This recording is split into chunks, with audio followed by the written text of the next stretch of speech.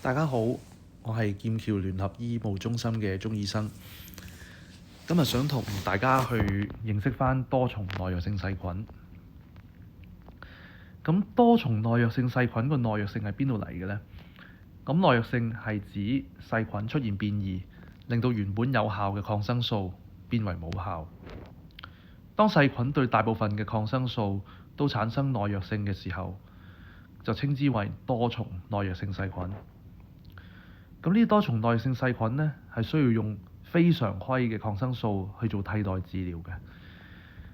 咁所以呢，佢哋嘅感染呢係難以治癒咯，又或者會引起比較多嘅副作用。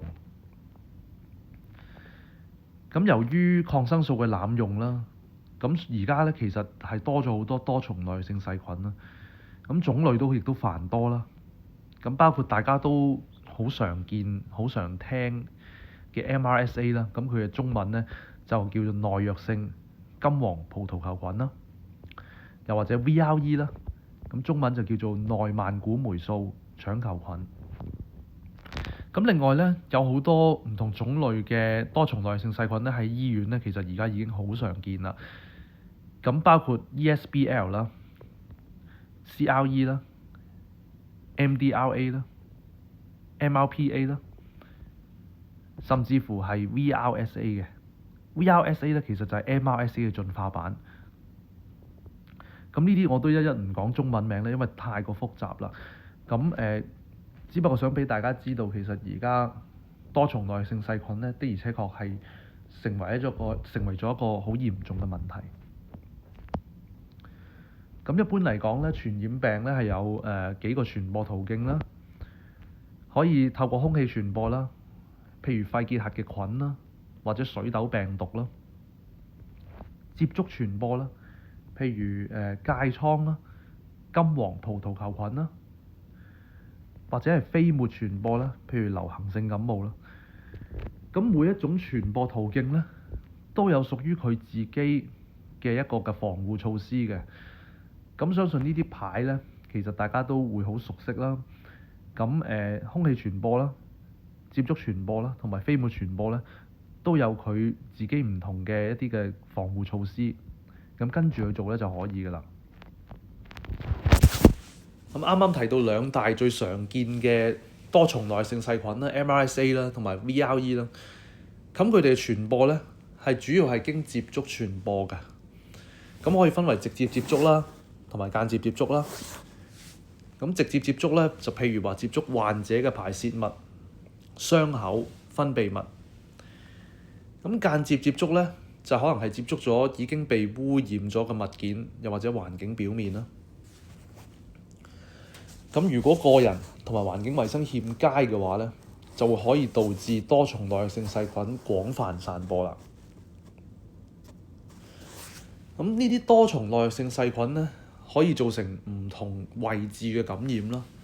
佢哋可以導致肺炎、尿道感染、傷口感染，以致到啲菌入咗血液嗰度造成敗血症，咁就會令到血壓驟降啦、發高燒啦、個人非常之疲累啦，甚至乎係可以致命嘅。咁高危人士就會比較容易受感染啦。而感染後嘅情況咧，通常都會比較嚴重或者會致命。咁而呢啲多重性耐藥細菌呢，其實個治療選擇亦都係有限嘅。咁當然喺一啲抵抗力比較好或者唔係高危人士嘅情況底下呢，呢啲多重耐藥性細菌呢，其實可以寄傳喺冇感染症狀嘅人身上。咁呢啲呢，我哋都會稱之佢為帶菌者嘅。咁啱啱提到啦，有高危因素嘅人呢，容易受感染，而感染嘅情況都會比較嚴重。咁邊啲為之高危因素呢？咁譬如話一啲插有導管嘅病人啦，咁有各種各樣唔同嘅導管去幫助病人嘅，包括洗肚，即係腹膜透析嘅導管啦、尿導管啦、鼻胃喉啦、氣管造口導管啦，又或者做完手術之後嘅引流管啦。如果病人嘅身上邊有破損、皮膚破損或者傷口，譬如話壓瘡啊、普通傷口啊，皮膚潰瘍，又或者做完手術嗰啲腸嘅造口等等啦，呢啲都會造成一個缺口啦，令到一啲多重性耐藥細菌咧係會有個缺口俾佢進入嘅。咁個人因素，譬如話免疫系統機能下降啦，譬如話如果接受一啲類固醇藥物治療嘅病人等等啦，活動能力受損，例如長期臥床啦，認知能力受損，例如話患腦退化症啦，等等呢啲都會成為咗感染耐藥性細菌嘅高危因素。咁如果院友帶有多重耐藥性細菌，咁應該要點樣去處理呢？咁而家就講講一般嘅感染控制措施啦。個人衛生一定要保持良好嘅個人衛生啦，最緊要保持雙手清潔，避免同其他人共用個人物品，避免直接用手去接觸排泄物、傷口、造口、引流、分泌物，又或者已經被污染嘅物件。除咗個人衛生之外，環境衛生都好重要，保持環境衛生同埋物品清潔。可以用1:99嘅稀釋家用漂白水去定期消毒家具同埋環境嘅設施。咁如果係金屬嘅表面呢，係可以用70% 以上嘅酒精去消毒嘅。除咗一般嘅衛生之外，我哋仲要嚴格遵守感染控制嘅措施，包括標準防護措施，額外再加上去嘅就係一啲接觸傳播防護措施。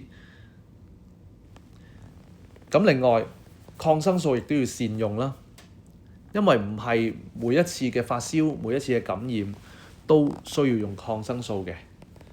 例如話，如果佢係一啲病徵比較似病毒感染嘅咧，其實就唔需要用抗生素都可以醫到嘅。咁呢個最主要同醫生講啦。咁其實就係如果濫用抗生素嘅話咧，只會有越嚟越多嘅一啲耐藥性細菌出現嘅啫。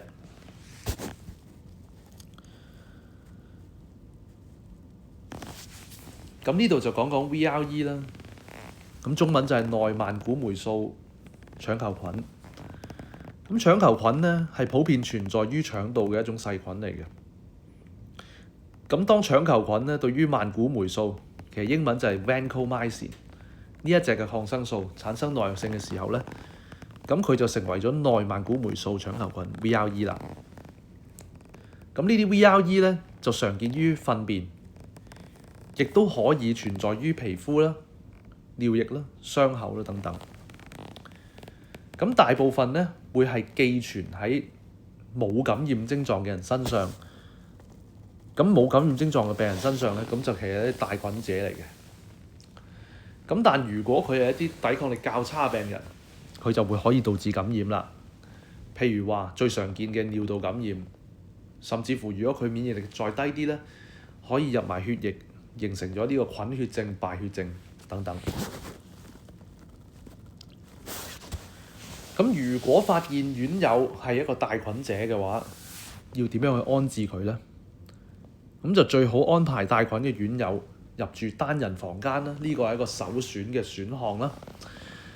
咁但係咧，其實好多時環境空間都有限嘅。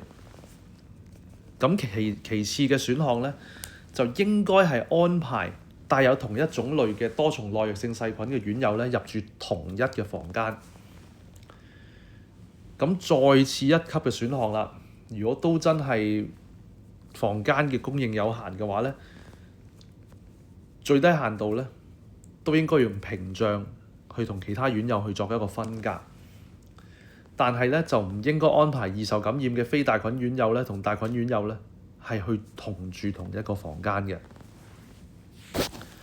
咁安置好之後咧，其實最好亦都要有返適當嘅標記，令到院舍嘅職員可以識別到帶菌嘅院友啦。咁同埋要尊重返院友嘅私隱。好，咁講一講環境嘅衛生啦。咁啱啱講到咧，要用翻1:99稀釋家用漂白水咧去清潔同埋消毒環境至少3次。特別要注意一啲經常有人去觸摸嘅地方啦，譬如話門柄啊、床頭櫃面啊、床欄等等啦。設定翻專用嘅清潔用品，譬如話地拖啊、桶啊、抹布等等啦。每次使用之後咧，應該立即將用品徹底消毒嘅。咁有啲專用嘅醫療用具同埋設施啦，最好就係話帶菌者一套，非帶菌者有另一套。咁如果唔係咧，呢啲咁樣嘅醫療用具去共用嘅話咧，就會造成間接嘅接觸，甚至乎係將呢啲耐藥性細菌傳播開去㗎啦。專用醫療用具，譬如話血壓計嘅臂帶啦、探熱針呢啲啦，咁都非常之要係分開去處理啦。專用指定設施，譬如話去大小便嘅凳啦、沖涼嘅凳啦、沖涼嘅用具啦、廁所嘅設施啦、輪椅啦。避免要同易受感染嘅非帶菌院友共用，譬如話內置性嘅導管啦、皮膚破損啦、有壓瘡嘅病人啦、難於控制或者維持傷口滲液外露嘅傷口等等啦。如果真係冇足夠資源可以分開使用嘅話咧，咁迫於無奈要共用啦。咁其實係應該要安排帶菌嘅院友喺最後嘅時間先係去使用嘅，即係話，譬如話沖涼咁樣，應該要安排非帶菌院友咧去做晒所有嘅程序，然之後最後先到帶菌院友，然後再消毒。咁每次使用之後咧，立即要把設施同埋用品徹底消毒嘅。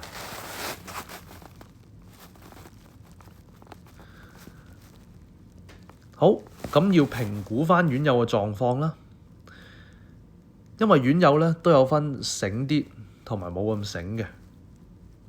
咁對於一啲冇感染症狀、比較健康同埋自我照顧能力高嘅帶菌院友嚟講咧，做一啲標準防護措施咧就足夠啦。咁當然保持個人衛生、手部衛生呢啲一定要啦。咁佢哋咧係可以同非帶菌嘅院友咧一齊參與日常嘅社交活動，但係講緊呢啲係一定要係自我照顧能力好高、健康、冇感染症狀同埋佢哋係醒嘅院友嘅帶菌院友。如果係一啲唔醒嘅帶菌院友嘅話，萬一佢同非帶菌院友去接觸嘅話咧，其實就好易將啲菌散開嘅。所以話我哋要好準確咁去評估院友嘅狀況，就係咁解啦。咁如果院友帶有多重耐藥性細菌啦，同埋佢有以下嘅一啲高危因素，譬如啱啱講嘅啦，插有導管，譬如話尿喉、洗肚喉、鼻胃管等等啦，又或者皮膚有傷口有破損，譬如壓瘡啊、氣管造口啊等等啦。個人因素，譬如如果佢認知能力係下降嘅，未能夠維持個人同環境衛生嘅，咁呢啲嘅院友咧，佢除咗要遵守標準防護措施之外咧，佢仲要遵守呢一個修訂版嘅接觸傳播防護措施。咁呢個修訂版嘅接觸傳播防護措施係包括咩咧？譬如話個人防護裝備。咁進入帶菌院友嘅房間之前咧，如果要接觸院友或者佢嘅周圍咧可能受污染嘅環境咧，就應該要採用適當嘅防護裝備，譬如話進行有緊密接觸或者大範圍扶抱護理程序，譬如話換尿片啊、沖涼等等咧，就一定要着上保護衣同埋戴上手套。為咗保護口鼻同埋眼部嘅黏膜同埋頭髮咧，如果護理程序有發生飛濺嘅機會咧，其實除咗保護衣同手套之外咧，亦都要穿戴呢個全面罩，又或者即棄帽作為保護嘅。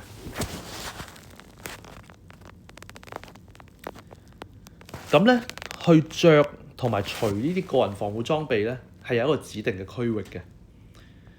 譬如話喺隔離房或者隔離區裏邊或出邊設置穿着個人防護裝備區域，並且要備有酒精搓手液咯。喺隔離房或者隔離區入邊就設置一個卸除個人防護裝備區域，並且備有酒精搓手液啦，同埋大型有蓋垃圾桶啦。咁最好喺啱啱嘅着衫同埋除衫嘅位置嗰度咧，都張貼個人防護裝備嘅穿同埋除嘅程序啦，同埋手部衛生嘅指引嘅。咁相信呢啲嘅區域同埋呢啲指示咧，大家都見唔少㗎啦，喺院舍啊，又或者喺醫院入邊。對於訪客同埋家屬嚟講嘅指引係點樣呢？其實佢哋係可以探訪帶菌院友嘅，但係佢哋必須要注意個人同埋手部衛生啦。接觸院友之後咧，應該要洗手啦，同埋喺適當嘅時候咧，譬如話喺隔離房啦，佢哋要使用返正確嘅個人防護裝備。咁同大家分享兩個個案啦。咁第一個個案咧就係85歲嘅陳伯。咁佢咧其實係有足夠嘅自我照顧能力嘅。咁行動雖然係需要拐杖，但係佢同其他院友咧係有正常嘅社交活動嘅。咁佢咧，因為佢醒目，佢能夠自己照顧到，佢自己有一個意識可以做個人同環境衛生啦。佢亦都係未有插有導管啦，同埋未有傷口嘅破損啦。咁所以佢屬於一個冇高危因素嘅帶菌院友。咁啱啱都講到㗎啦，如果佢係一個帶菌院友，但係佢係冇高危因素咧，咁當然標準防護措施係要遵守啦。咁但係就唔需要去遵守埋接觸傳播防護措施。咁另外啦，有啲嘢都一定要再提返嘅，就係話專用廁所同埋浴室咧係要去做準備啦。又或者要安排帶菌嘅院友喺最後先使用啦，用完之後要清潔消毒啦，為院友提供專用嘅醫療用具啦，同埋時刻要提醒佢哋保持個人衛生、勤洗手，咁樣就可以保持返正常嘅社交活動，甚至乎出街。咁當然家屬亦都可以探訪同埋接觸院友，並且指導佢哋要遵守呢個感染控制措施。好啦，咁但係第二個個案有少少唔同㗎啦。65歲黃婆婆，咁佢插有洗肚嘅導管，需要中度嘅照顧，進食亦都需要協助嘅。咁咧，佢係一個高危因素嘅帶菌院友，因為佢係需要中度照顧啦，佢未必可以自己保持到個人同環境衛生啦。佢亦都係有腹膜透析，即係洗肚嘅導管。咁佢插入導管咧，咁就容易會透過啲導管咧，係去傳播呢啲耐藥性病菌嘅。咁所以喺黃婆婆身上咧，除咗要實施呢個標準防護措施之外咧，同時間呢個修訂版嘅接觸傳播防護措施都要去遵守啦。咁啱啱所講嗰啲嘢都要繼續係重複㗎啦，就係話專用廁所、專用沖涼房。同埋安排帶菌院友喺最後先使用啦，用完之後要清潔消毒啦，為院友提供專用醫療用具啦。咁啊可以安排同冇高危因素嘅院友咧喺大廳活動。咁家屬亦都可以探訪同埋接觸院友，不過都一定要嚴格遵守感染控制措施。咁今日我要分享嘅就大致上係咁樣啦，多謝大家。